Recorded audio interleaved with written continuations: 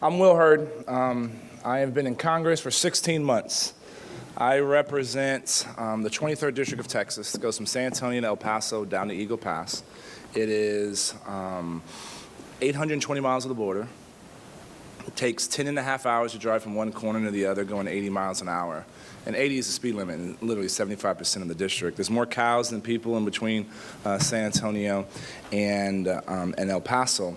But before I came to Congress, I spent 9 years as an undercover officer in the CIA. I was the dude in the back alleys at 4 o'clock in the morning chasing bad guys. I did 2 years here in D.C., 2 years in India, 2 years in Pakistan, 2 years in New York City doing interagency work, and then a year and a half in Afghanistan where I managed all of our undercover operations.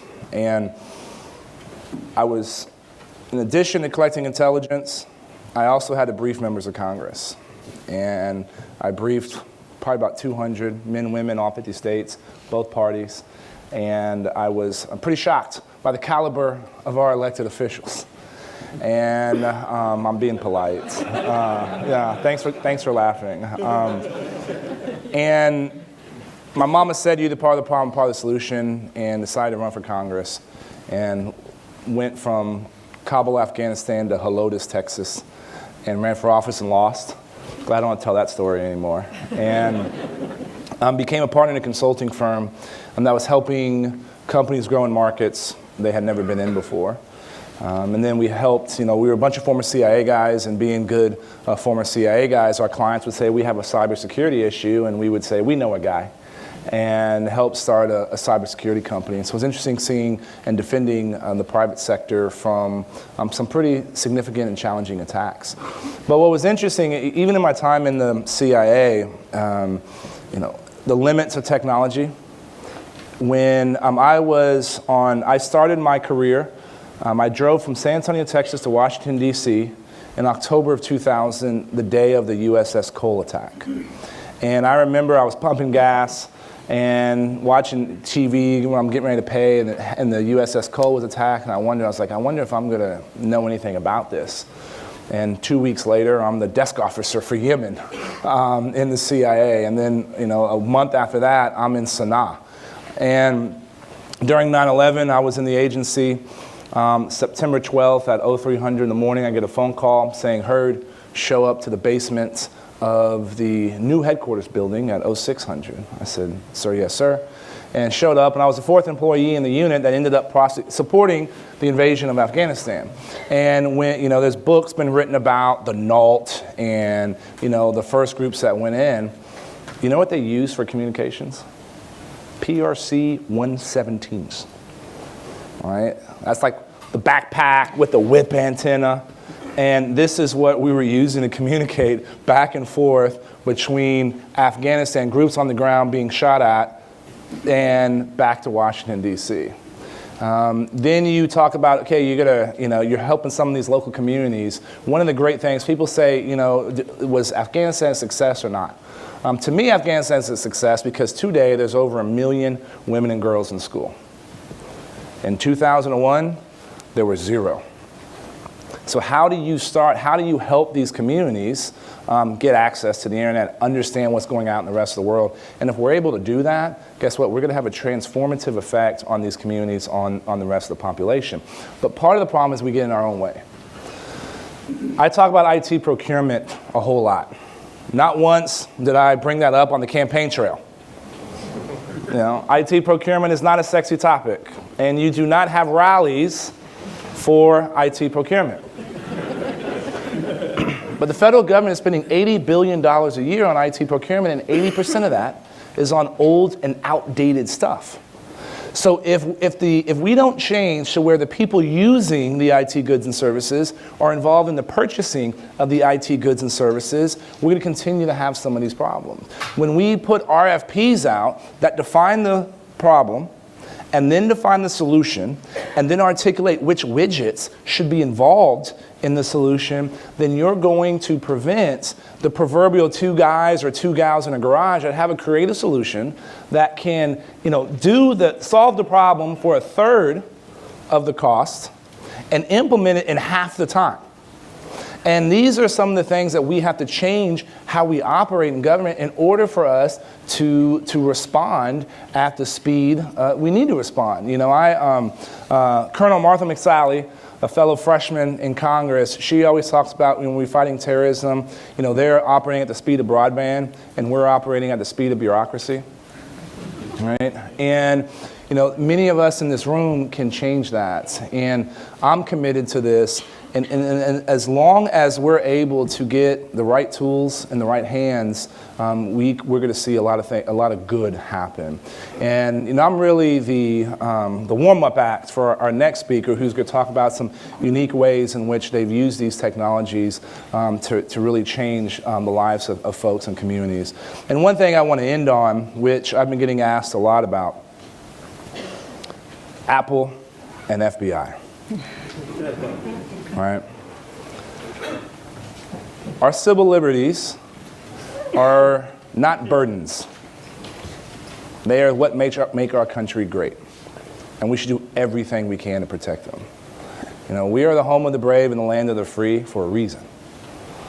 And in this case, we can protect our civil liberties, defend our digital infrastructure, and chase bad guys all at the same time. Right? There's a lot of problems I think we can solve with big data if we know how to access it, if we have tools and applications to access it. That's going to help our men and women in law enforcement chase bad guys without eroding the protections on our civil liberties. We must always be focused on this, because this is how we're going to lead in other parts of the world. And people are relying on us, people are looking at us in order to ensure that we can protect, you know, our privacy. This is it's 2016. We should be able to solve some of these problems. We should be able to do it by protecting those things that make us great. And this is encryption is going to be the #1 issue in national security for the next year. So this debate is going to play out. I think many of y'all will have a role to play in this. You know, there's other interesting things. I was at South by Southwest this weekend in Austin, Texas, and seeing some of these folks that are solving creative problems, and one in the health IT space. Right? Imagine if all the health data that we have, if we were able to do virtual cohorts, and how that would spur innovation, how that would spur research. And I think we can do that. We can protect the privacy of these individuals, but we can also connect this treasure trove of information for different people. You know, when we talk about going after lone wolves or defending against lone wolves, how do you connect what I would say micro-intelligence networks, the mall cop, the person that's working in the building that's doing suspicious activity reports, are they getting that into local law enforcement? Local law enforcement, is their information being checked against our national intelligence resources? These are some of the problems I think we can solve, and we have the answers. We just got to figure out how to access it. So it's great. I appreciate Cloudera inviting me here today. I appreciate the work that they do in such an important space, and I appreciate y'all being here to find solutions to solve some of these challenging problems that I think we can solve. So enjoy the rest of your time at the conference, and I think it is with my pleasure that I'm going to introduce Brooke, who flew in late last night from LA. So give her a round of applause for being here today. Thank you. All right. In the last 24 hours, close to 2,000 escort ads have been posted online in the DC metro area alone. These ads are posted on websites like this one, where individuals can come and advertise their services, and buyers can come and find what they're looking for with the click of a button. Within the thousands upon thousands of ads that are posted online every day are hidden child victims of sexual exploitation. Victims like this one. This is Lily, and she is 15 years old, and she comes from a tumultuous home life. She's at a vulnerable age and in a vulnerable situation. Like many teens her age, she's desperate for attention and love.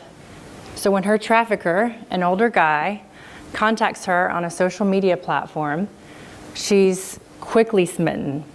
He showers her with affection. He makes promises to her. So when things get particularly hard at home, she decides to run away with him. And within hours of her running away, he's brutally abused her and forced her to post this ad online and sell herself for sex. Now, technology is an amazing thing. It has, as you guys know, the potential to do so much good. It's very powerful. But there's also a darker side, because technology can also exacerbate exploitation or exacerbate vulnerability when it comes to child sexual exploitation. At Thorn, our mission is to drive technology innovation to fight child sexual exploitation. We partner with the tech sector, nonprofit organizations, and law enforcement to understand all the trends and gaps and needs in the field, and also work with the technology sector to identify the latest technologies that we can leverage and repurpose for our cause. We know that abusers are using technology to their advantage, so we work hard to try to use technology to fight back. In the area of child sex trafficking, technology has transformed the commercial sex marketplace. Traffickers can now target any vulnerable teen online, and buyers can simply open their browsers and find what they're looking for.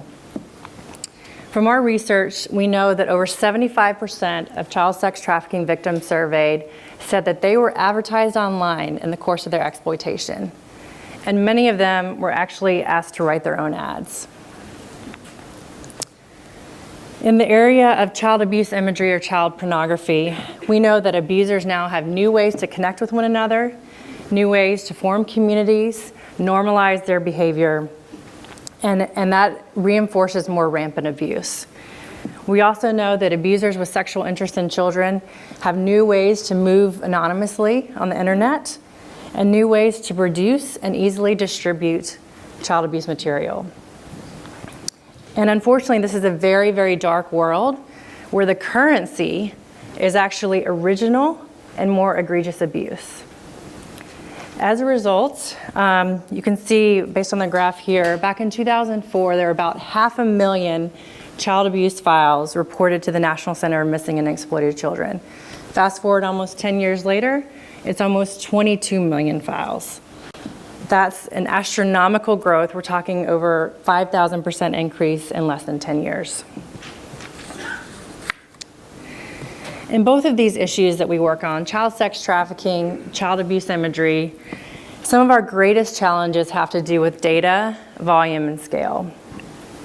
In the fight against child sex trafficking, we collect over 100,000 escort ads daily from the online commercial sex marketplace here in the United States. From our work with law enforcement, we know that there's just simply not enough time and resources to go through each and every one of these ads and figure out if there's a child victim involved.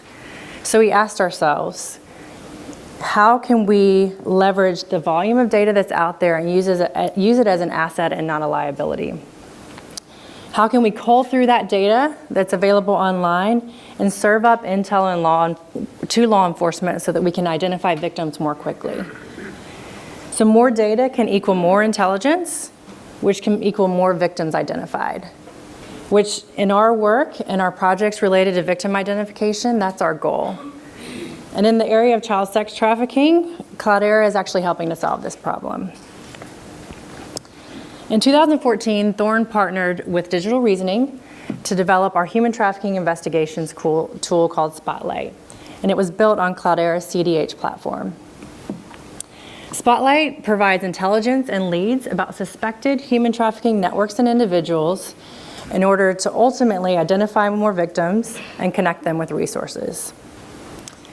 Spotlight sits on a database of over 50 million escort ads and uses machine learning algorithms, insight from officers in the field, and connects disparate data sources in order to serve up deep intelligence for law enforcement. With the help of Spotlight and Hadoop, officers can now explore the full historic and geographic scope of a victim's trafficking situation with the click of a button. We pull in that data, we connect it and build profiles, and map that information over space and time, as you can see here, so that officers can more quickly figure out where victims are and go to them as quickly as possible. In Lily's case, this enabled officers to find her within days of being notified and immediately connect her with services. Her trafficker was then quickly apprehended, and he's now facing over 40 years of prison time. Thank goodness. Yay. Yeah. So now, Spotlight, it's been a crazy ride over the last year and a half, and it's quickly become one of the leading human trafficking investigations tools here in the United States. We have over 1,800 users, close to 500 agencies, and we're in 48 states, including DC. And based on preliminary survey results from just about 8% of our users, we know that Spotlight's been used in over 860 cases, has helped identify over 300 victims, 45 of which are minors, and has helped identify 63 traffickers. We've also been able to reduce investigation time for human trafficking investigators by 42%.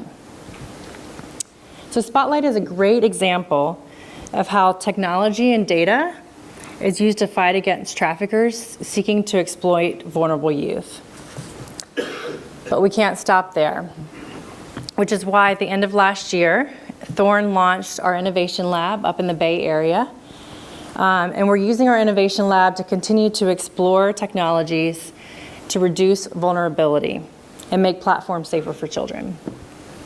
In addition to child sex trafficking, we also do work on dark web, child sexual abuse, and social platform cyber safety.